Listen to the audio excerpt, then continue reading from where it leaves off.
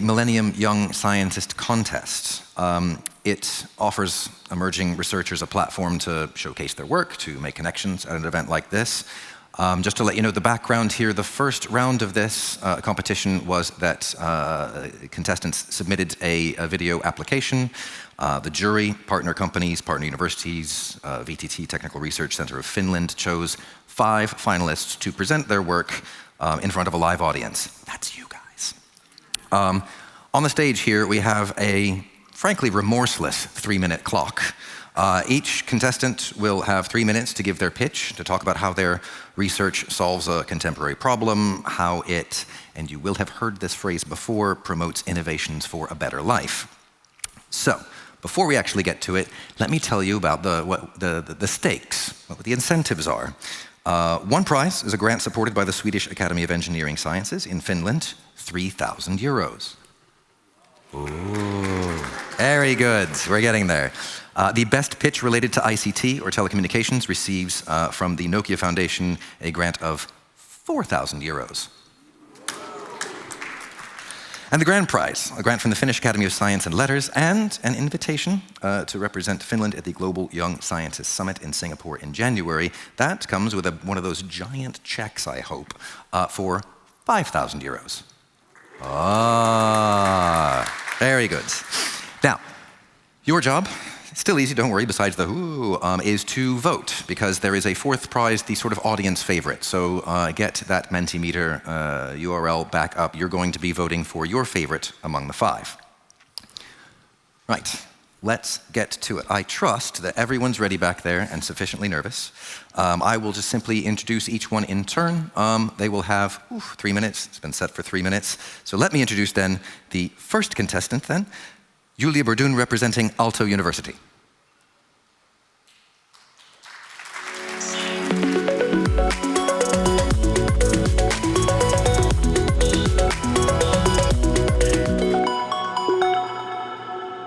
What if we could make one of the world's greatest carbon concerns into one of our greatest successes?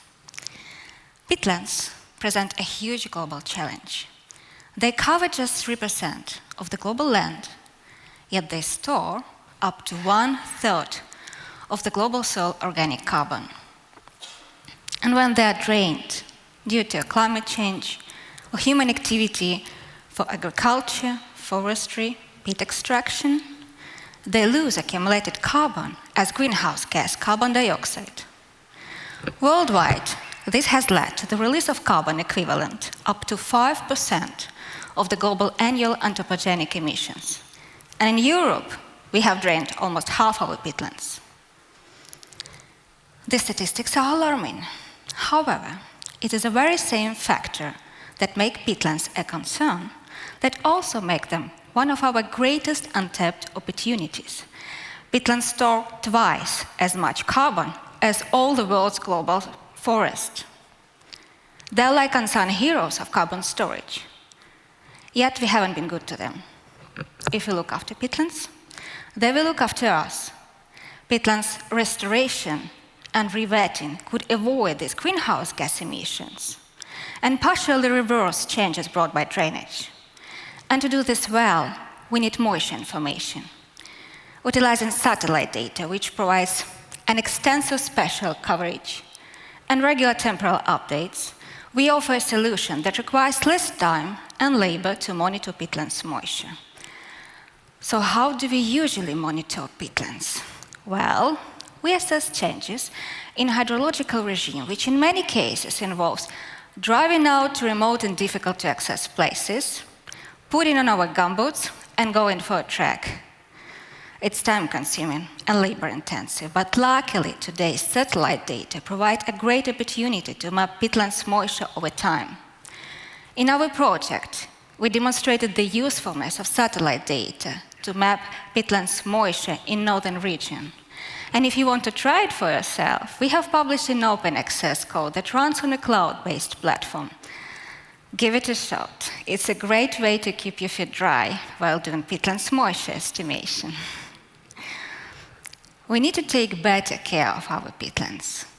The need for moisture data is urgent, more extensive, Monitoring is the key to tap the full potential of these incredible resources in the fight against climate change. It's time to get smarter about peatlands.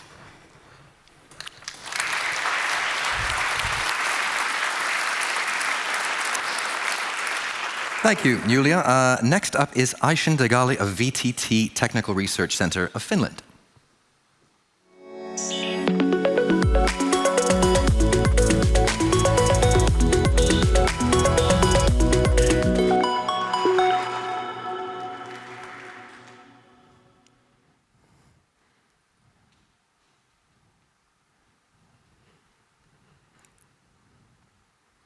This is the sound of life, a tireless rhythm at the core of our function.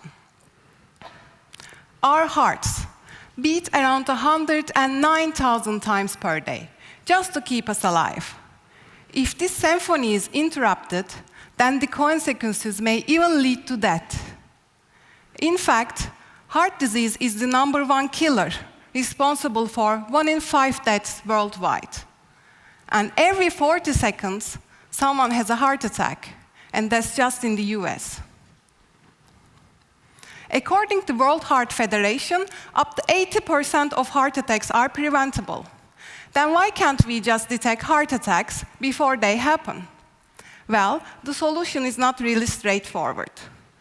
Heart attacks occur due to a blockage on the coronary arteries that is feeding the heart muscle. By the time, cardiac cells cannot get enough oxygen and the tissue there starts to die, eventually causing a heart attack. Motion abnormality of the heart muscle is the earliest sign of a heart attack, and it can be detected by cardiac ultrasound. This is a cardiac ultrasound. Would you be able to tell from it if the patient had a heart attack? Well, just by looking at this video, it is very hard to see the abnormal regions, even for the cardiologists. This is because cardiac ultrasound is noisy, it has low quality, and the heart has a dynamic structure. So what can we do? In my research, I provide assistive tools to cardiologists using artificial intelligence. By forming color-coded regions around the heart chamber, each referring to a coronary artery, the motion abnormalities then are much more easily revealed. We are pioneers in this approach. Using this technology, then we can get more information about the heart's motion. We can have a look at the displacement curves, which gives us detailed information about the regions for the blocked coronary arteries. We can also have a look at the maximum displacement snapshot, which tells us about the reduced motion of each region. And most importantly, the system gives an alert when there is a high probability of having a heart attack. This way, cardiologists can refer patients to get further information about their diagnosis and treatments at the hospitals.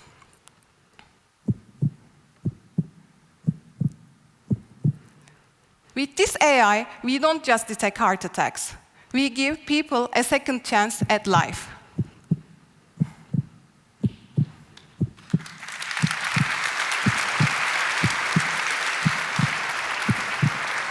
Aysen. Right. Moving swiftly along to next contestant, Bahar Mostafiz, representing the University of Turku.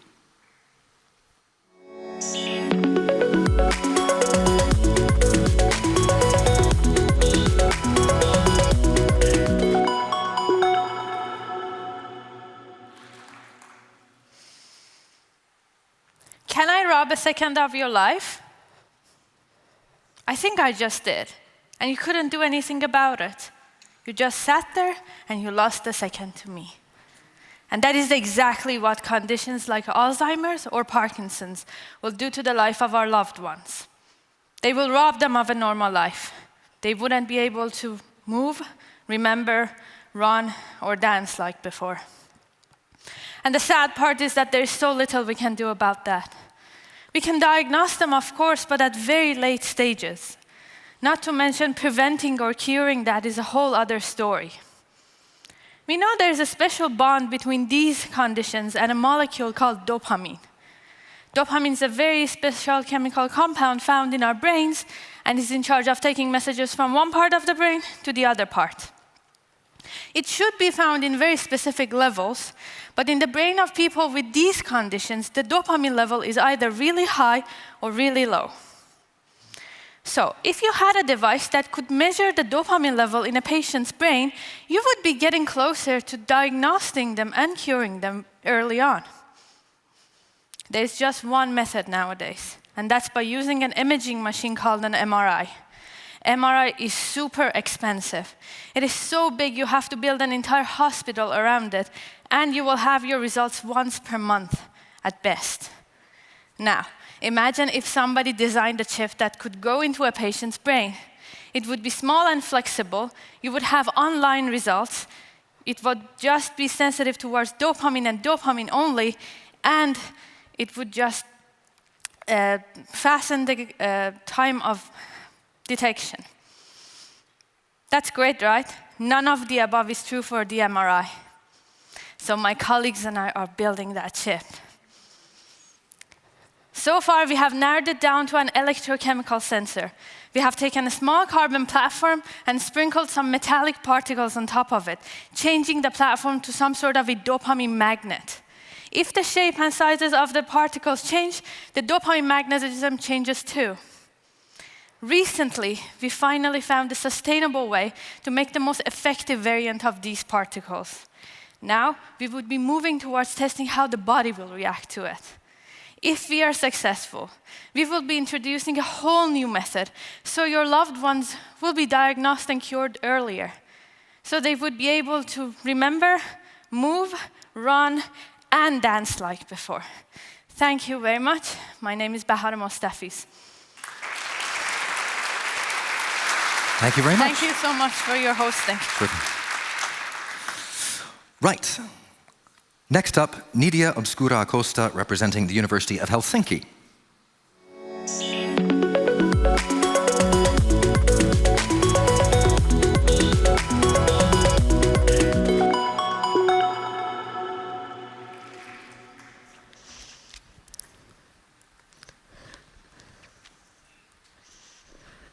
Okay.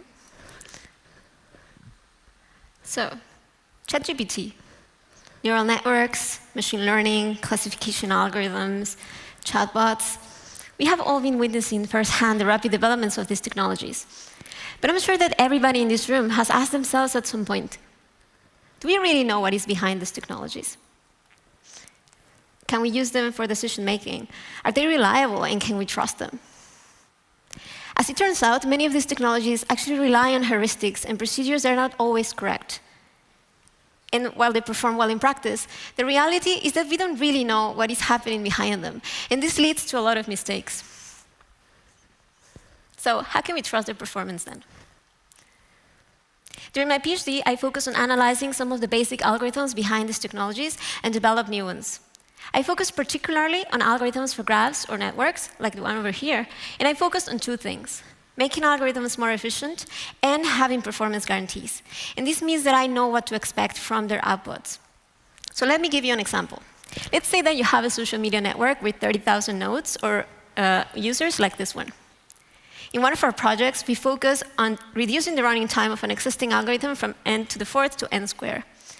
And what this means in practice is that if you take an n to the fourth algorithm and you run it in the standard computer, it will take you about 12 years to compute, while running only n squared operations will take you less than a second, which is arguably much faster. But most importantly, our algorithms also have performance guarantees. And this means that we have a mathematical framework to understand their performance and their outputs, from the running time to their approximation factor and optimality. And this is what truly makes our algorithms more reliable when you compare them to some of the state-of-the-art algorithms that are used in practice. And this is because even though these other algorithms also have some accuracies, these are often based on either a statistical or empirical test based on limited data sets. So it's not really clear that we can trust that their performance will be correct in future iterations. So how can we get this type of results then? In my work, we use a merge of different mathematical and computational tools, from graph theory to linear algebra to approximation algorithms. And it's the use of these various techniques that allows us to prove algorithms that are both more efficient, but at the same time also more reliable. And finally, the applications of this type of work go beyond the study of just social media networks. But graph algorithms have applications in a variety of fields, from business to healthcare to bioinformatics to urban planning. It's important to remember that when we improve on the state of the art of these basic graph algorithms, this has a direct impact on the potential applications that we also have in these fields. Technology is everywhere, and is shaping every day more the way we live, we interact, and we make decisions. I personally believe that now more than ever, it's crucial that we work on the foundations of these algorithms to make sure that they are correct, robust, reliable, and efficient. Thank you.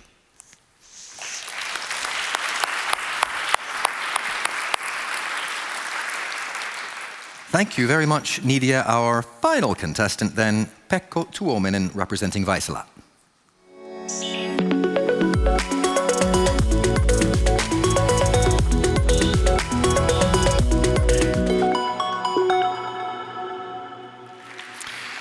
Weather impacts everything and everyone on Earth. It affects our daily life, the quality of the air we breathe, our travel, and the production of renewable energy. And extreme weather events are a serious risk to human well-being. We also know that the average weather patterns are changing over time, and this change in climate has increased the impact of severe weather globally. To understand these changes, what is happening right now, and to improve our capability to predict future weather, we need reliable and trusted measurements of the atmosphere.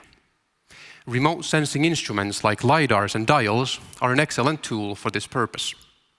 And although the LiDAR field is well established, new hardware innovations call for novel computational methods to retrieve the target variables of interest. And this is what I do. I study and design algorithms for dial instruments like the Vaisala DA10 that looks like this, so that we can get data products that look like this. The plot shows the concentration of water vapor as a function of time and range. This is very relevant as the World Meteorological Organization has identified humidity as the atmospheric variable having the second largest impact in closing the gap between the requirements and capabilities of observational networks for high-resolution numerical weather prediction models.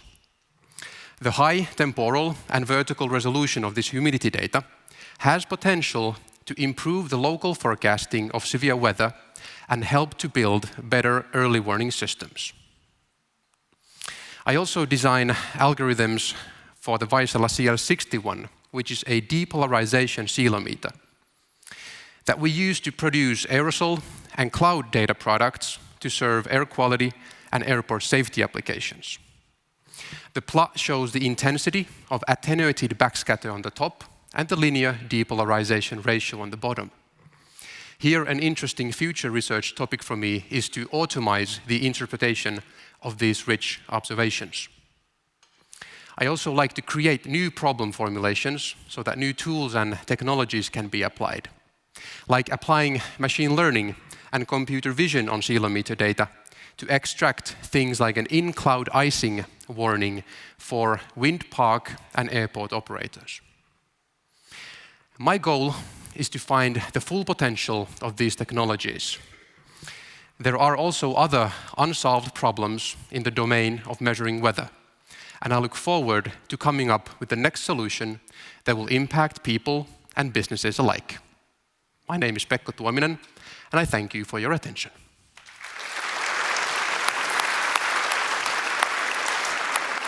Thank you, Pekko, and to all of the contestants. Come on, one more round of applause.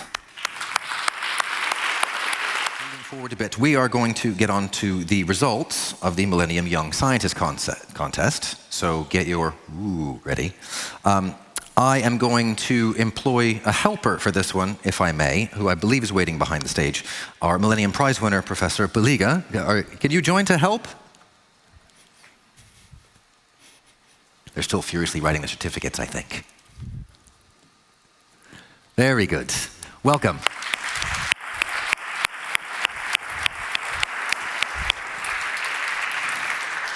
Excellent. So, Have you been provided with certificates? They're bringing them. Perfect. There you go. Excellent. Did anyone see the names there? It's supposed to be a big reveal. Excellent. So I will go through these in the order that I did before. You guys know your part in this, right? So for the prize awarded by the Swedish Academy of Engineering Sciences and associated with 3,000 euros. Oh. Very good. Our winner is... Wait a minute, I should have said this. Are the winners ready to come up? When you come up, when your name is called, join us, stay on the stage. Whoa! Whoa! Whoa. All right, come on.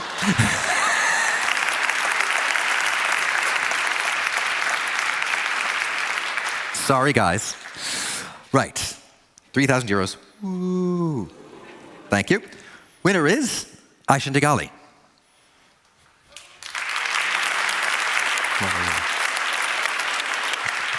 Are you the first one? Yeah, here you go. Congratulations. Thank you. Right. Stay put. For the prize awarded by the Nokia Foundation and associated with 4,000 euros. Ooh. Nidia Obscura Acosta. Congratulations. Thank you. And the prize awarded by the Finnish Academy of Science and Letters and the invitation to the Global Young Scientist Summit and associated with one of those big checks for 5,000 euros. Bahar Mostafiz. Yeah. Congratulations. Thank you. And I should also say the winner, the audience favorite, this was your part to do, also Bahar Mostafiz. Congratulations. Congratulations. You get two of them, okay. All right. Not enough hands. Right, Professor Berliga, I believe that you have a few words for our winners and our finalists. Well, that was wonderful for me to be able to give you this presentation, and congratulations to each of you for participating, and those, of course, who are the winners. Now, Arthur C. Clarke, who wrote 2001 Space Odyssey and also proposed geosynchronous satellites, once said that at first when you propose a new idea, like these people have, everybody will say it's impossible, it just won't work. And then when you show that it works, they'll say, well, we'll just make existing things better, we don't really need this new idea.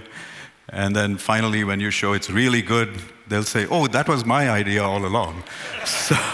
So I faced all of this when I created the IGBT, which won the Millennium Technology Prize, and you might face the same thing in your future.